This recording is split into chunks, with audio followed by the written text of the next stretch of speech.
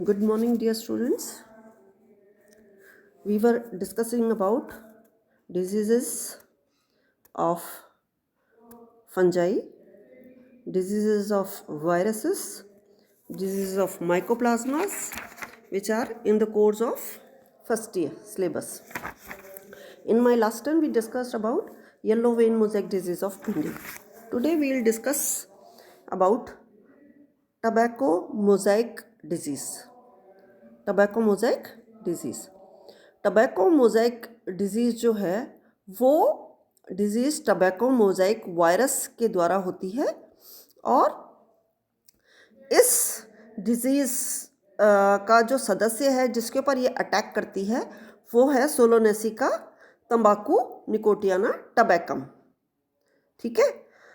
ये जो इसका जो अगर हम जोग्राफिकल डिस्ट्रीब्यूशन की अगर हम इसकी बात करें टबैको मोज़ेक वायरस के, तो ये वायरस से होने वाला रोग है जो जहाँ पे तंबाकू उगाया जाता है वहाँ पे ज़्यादातर पाया जाता है।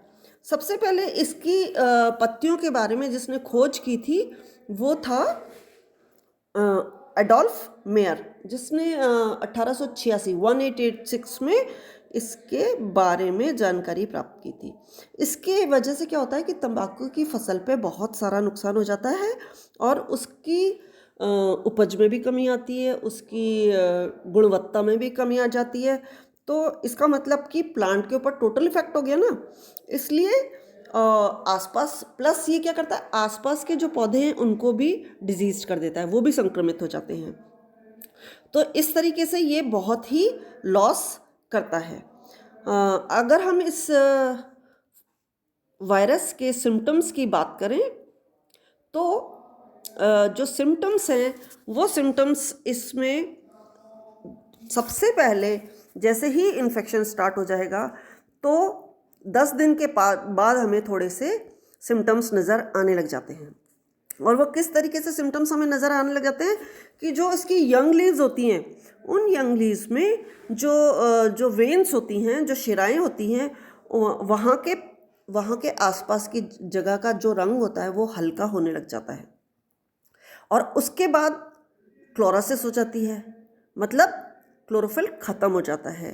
क्लोरोसिस का मतलब डिसइंटीग्रेशन ऑफ क्लोरोफिल, हरिमाहीनता जिसको कहते हैं वो होता है क्लोरोसिस। इसके कारण क्या होता है कि जो लीव्स होती हैं उन लीव्स का जो पैटर्न होता है वो पैटर्न पूरा ग्रीन दिखने की जगह उसमें कहीं कहीं छितरी हुई डिफरेंट कलर दिखने लग जाते हैं, लाइट कलर, डार्क कलर, और इसको हम मोज़ेक पैटर्न कहते हैं। क्या कहते हैं? Mosaic pattern. तो इस तरह से पत्तियों में मोज़ेक लक्षण उत्पन्न हो जाते हैं, मोज़ेक पैटर्न हमें दिखने लग जाता है। और उसके साथ साथ क्या होता है कि जो कुछ पत्तियाँ होती हैं उसके ऊपर छोटे छोटे से फफोले जैसे स्ट्रक्चर्स भी बनने लग जाते हैं। पत्तियों में कई तरीके के डिस्टॉर्शंस, जिसको हम कहते हैं डिस्टॉर्टेड, विकृति जो आना जिसको कहते हैं डिस्टॉर्टेड फॉर्म, वो हो जाता है। और जो जितनी पुरानी पत्तियों की अगर हम बात करेंगे तो उतनी ही पुरानी पत्तियों पे हमें जहाँ मोज़ेक यंग में डेवलप हुआ था वहाँ पे वो धीरे धीरे येलो में कन्वर्ट हो जाता है। लाइट कलर हुआ था, पहले डार्क कलर था ग्रीन, फिर वो लाइट कलर के पैचेस बने, उसके बाद वो येलो कलर के पैचेस में कन्वर्ट हो जाता है।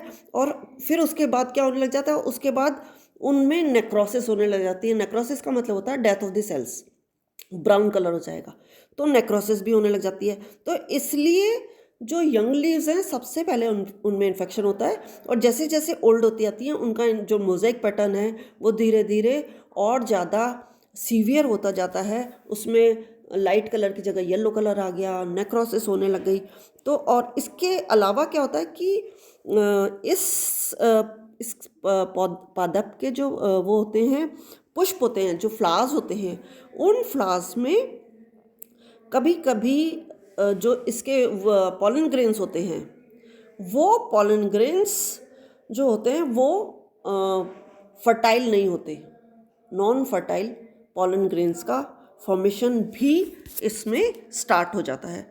तो इसमें यहाँ पे मैंने कुछ सिम्टम्स लिख रखे हैं, कुछ मैंने डिटेल में तुमको और बता दिए कि ये सारा हो जाता है। इसमें मॉटलिंग लीव्स हो रही है, डिफॉर्म्ड लीव्स हो रही है, कर्लिंग लीव्स हो रही है, डिस्टॉर्टेड लीफ हो रही है, मोज़ेक पैटर्न हो रहा है।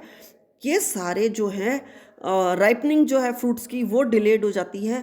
तो ये सारे के सारा टोटल इफेक्ट जो आ रहा है उस प्लांट पे आ रहा है, जिसमें लीव्स का मोज़ेक पैटर्न से लेकर के फ्रूट फॉर्मेशन तक, डिफॉर्म्ड फ्रूट्स, पॉलन ग्रेन्स जो हैं उसके वो फर्टाइल नहीं है, डिफॉर्म्ड फ्रूट्स का फॉर्मेशन होगा, नॉन यूनिफॉर्म फ्रूट्स का फॉर्मेशन होगा, राइपनिंग जो होगी वो डिलेड हो जाएगी। तो ओवरऑल पूरा का पूरा प्लांट ही अफेक्टेड हो जाता है और वो स्टंटेड छोटा सा बौना सा पौधा रह जाता है। तो ये जो होते हैं ये इसके सिम्टम्स होते हैं। जो इसका कॉजल ऑर्गेनिज्म है वो कॉजल ऑर्गेनिज्म इसका है Nicotiana virus 1, that is tobacco mosaic virus. Tobacco mosaic virus कहलाता है। टबैको मोज़ेक वायरस जो होता है, ये टबैको मोज़ेक वायरस का जो स्ट्रक्चर होता है, ये टबैको मोज़ेक वायरस सिंपल जो रॉड शेप्ड स्ट्रक्चर है और हेलिकल वायरस है, consisting of centrally located single stranded RNA. उसकी डिटेल भी दे रखी है, एनवेलप्ड बाय प्रोटीन कोट। ये तो हमको सबको पता है कि वायरस के चारों तरफ प्रोटीन कोट होता है और अंदर होता है डीएनए या आरएनए। इसमें आरएनए सिंगल स्ट्रैंडेड आरएनए होता है जिसका 5.6% होता है। जो प्रोटीन होता है कोट जो होता है वो 94.4% होता है। ये जो रॉड है टबैको मोज़ेक वायरस की, इसकी लेंथ 3000 आर्मस्ट्रॉन्ग तक होती है और इसकी डायमीटर की अगर हम बात करें तो 180 आर्मस्ट्रॉन्ग इसकी डायमीटर होती है। ये जो मोज़ेक वायरस है जिसको हम छड़ाकार कह रहे हैं या रॉड शेप्ड कह रहे हैं, इस वायरस में जो प्रोटीन कवरिंग है वो लगभग 2130 सब यूनिट्स से मिलकर के बना हुआ होता है। और ये सब यूनिट्स जो होती हैं, ये सब यूनिट्स कैप्सोमियर्स कहलाती हैं। ये कैप्सोमियर्स से बना हुआ स्ट्रक्चर होता है। और इसकी और अगर हम आरएनए की बात करें तो जो आरएनए होता है इसका अंदर वाला स्ट्रक्चर, वो आरएनए 6500 न्यूक्लियोटाइड्स द्वारा निर्मित होता है, उनके द्वारा बना हुआ होता है अंदर का स्ट्रक्चर जो होता है आरएनए का। और जो इसका थर्मल इनएक्टिवेशन पॉइंट होता है टीएमवी का, वो होता है 92 डिग्रीज सी। अगर शुष्क घोल है तब भी उसके अंदर इन्फेक्शन की कैपेसिटी पाई जाती है। ये देखिए, ये इसकी पूरी डिटेल्स है। मैंने अभी थोड़ा सा तुमको और बता दिया, ये इसकी पूरी डिटेल्स है। प्लस ये देखो इसका पूरा डिटेल स्ट्रक्चर है कि ये प्रोटीन कोड जो कैप्सोमियस का बना हुआ है, वो कैप्सोमियस मैंने तुमको बताया था 2130 कैप्सोमियस प्रोटीन की उप इकाइयाँ जिनसे ही बना हुआ है, कैप्सिड्स कहलाते हैं, उनसे मिलकर के बना हुआ है। 2130 प्रोटीन की कैप्सोमियस से बना हुआ है। और अंदर ये जो इसमें न्यूक्लिक एसिड आरएनए जो बना रखा है, ये आरएनए तुमको इसमें क्लियर कट दिख रहा है। इसकी लेंथ और ब्रेथ भी 180 आर्मस्ट्रॉन्ग मैंने तुमको अभी बताया ही था। और ये जो आरएनए है, ये आरएनए 6500 न्यूक्लियोटाइड्स का बना हुआ है। ये देखिए, ये इसका स्ट्रक्चर पूरा डिटेल आपके सामने आ गया। हालांकि ज़रूरी नहीं है आपको इतना डिटेल, लेकिन यू शुड नो कि ये जो स्ट्रक्चर है किस तरीके का होता है, वायरस का स्ट्रक्चर क्या होता है, तो वो हमें पता होना चाहिए। कुछ भी डिटेल कभी भी पूछ ली जाए तो वो हमें पता होनी चाहिए। तो ये स्ट्रक्चर है पूरा इसके पैथोजन का। और ये देखिए इन्फेक्टेड लीव्स, देखो ये जो है ये अनइन्फेक्टेड लीव पूरी ग्रीन दिख रही है आपको। फिर टीएमवी इन्फेक्टेड आपको मोज़ेक पैटर्न थोड़ा सा दिख रहा है। इसमें येलो जो मोज़ेक पैटर्न है उसको यहाँ पे डिटेल बना रखा है। और यहाँ पे आप देखिए ये मोज़ेक पैटर्न इसमें कितना क्लियर कट दिख रहा है, लाइट और डार्क का कॉम्बिनेशन हो चुका है। और नीचे कहीं कहीं येलोइंग भी आने लग गई है। और ये नेक्स्ट वाले पैटर्न में देख रही है, येलोइंग आने के बाद नेक्रोसिस स्टार्ट हो गई है। ये ब्राउन ब्राउन कलर जो है वो नेक्रोटिक है, डेथ हो चुकी है जिन सेल्स की, वो पोर्शन है। तो ये इसके आपको तंबाकू की जो पत्ती है वो टबैको मोज़ेक द्वारा संक्रमित है, उसके द्वारा इन्फेक्टेड है, उसका आपको डायग्राम ये पूरा लीव्स का पता रखा है। अब मैंने आपको पैथोजन भी बता दिया, मैंने आपको इसके सिम्टम्स भी बता दिए। अब हम इसकी थोड़ी सी इटियोलॉजी की बात कर लेते हैं। इटियोलॉजी क्या होती है? इटियोलॉजी नहीं, उसके पहले हम थोड़ा सा ट्रांसमिशन की बात कर लेते हैं कि ट्रांसमिशन कैसे होता है, वो ट्रांसमिशन की बात कर लेते हैं। तो इसका ट्रांसमिशन जो होता है वो ट्रांसमिशन सब ट्रांसमिसिबल होता है। ये जो टीएमवी है ये एक रस जो होता है उस सैप के द्वारा ट्रांसमिसिबल होता है, उसके द्वारा ये वायरस एक जगह से दूसरी जगह ट्रांसफ़र होता है। कौन से? उसके अंदर पत्तियों के अंदर जो रस पाया जाता है उसके थ्रू ये। तो ये जो इसका मल्टीप्लिकेशन इसका अगर हो रहा है तो आसपास की सेल्स में सैप के थ्रू पहुंचेगा, और सैप के थ्रू किसके थ्रू पहुंचेगा? प्लाज्मोडेस्माटा, बीच बीच में जो गैप्स होते हैं। और ये जो इन्फेक्शन है ये आसपास में कांटेक्ट के नेबरिंग जो सेल्स होती हैं, एक दूसरे के टच में होती हैं, उनके थ्रू ये एक जगह से दूसरी जगह चला जाता है। और उसके बाद क्या होता है कि ये फ्लोएम जो होता है उस फ्लोएम में भी मूवमेंट कर लेता है, क्योंकि सैप के थ्रू मूवमेंट होता है तो लॉन्गर डिस्टेंसेस का मूवमेंट होता है इसका फ्लोएम के थ्रू। और नेचुरली जब फ्लोएम के थ्रू मूवमेंट हो रहा है तो वो पूरे प्लांट में उसका वायरस का ट्रांसफ़र हो जाता है, ट्रांसमिट हो जाता है, और इसके द्वारा ये पूरे प्लांट में फैल जाता है। तो एक बार अगर ये फैल गया तो हेल्दी प्लांट जो होता है वो पूरा डिजीज प्लांट में कन्वर्ट हो जाता है। और ये जो ट्रांसमिशन है इसके अलावा डायरेक्ट कांटेक्ट के थ्रू भी फैल सकता है। जो वेक्टर्स होते हैं, ट्रांसमिशन वेक्टर्स, उनके द्वारा फैल सकता है। एक हेल्दी प्लांट है और एक डिजीज प्लांट है, वो पास पास लगे हुए हैं, उनके द्वारा भी फैल सकता है। और बहुत सारे प्लांट्स लगे हुए हैं टबैको को, लेकिन एक इन्फेक्टेड है तो ह्यूमन हैंडलिंग से भी फैल सकता है। अगर आपने एक प्लांट में किसी इंस्ट्रूमेंट से कोई काम किया और वही इंस्ट्रूमेंट आपने दूसरे प्लांट में किया तो वो ट्रांसफ़र बहुत ईजिली हो जाता है। तो वायरस जो है बहुत ही छोटा है, माइक्रॉन्स में होता है और ईजिली ट्रांसफ़र हो जाता है। तो ये है इसका ट्रांसमिशन कि ये ट्रांसमिट कैसे होता है। अब हम इसकी बात करेंगे कि ये जो वायरस है, ये वायरस, इसका हेतु विज्ञान क्या है या इसकी इटियोलॉजी क्या होती है। तो ये जो होता है ये सेप ट्रांसमिसिबल होता है, ये हमने अभी पढ़ ही लिया। अब ये क्या होगा कि ये ट्रांसमिशन इसका किसके थ्रू हो रहा है? सैप के थ्रू।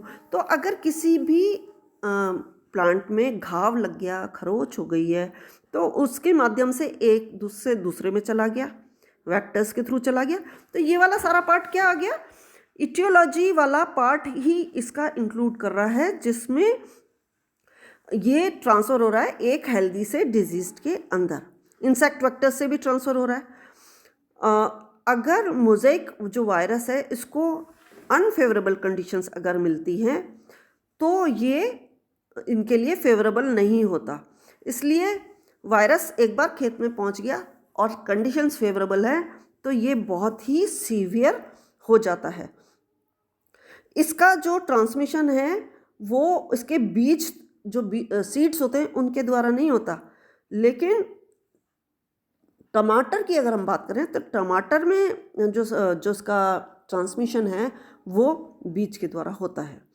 तो इस प्रकार जो विभिन्न प्रकार के तंबाकू के उत्पाद, जैसे हमें पता है कि बीड़ी होती है, सिगरेट होती है, सिगार होती है ना, और खेतों में मान लो रोगग्रस्त कोई पड़ा हुआ है तंबाकू, इनके अवशेष अगर पहुंच गए टबैको मोज़ेक वायरस के, टीएमवी के, तो ये इसके सर्वाइवल में बहुत ज़्यादा सहायक होते हैं। उसके थ्रू ये बहुत इजीली मल्टीप्लाई कर जाता है।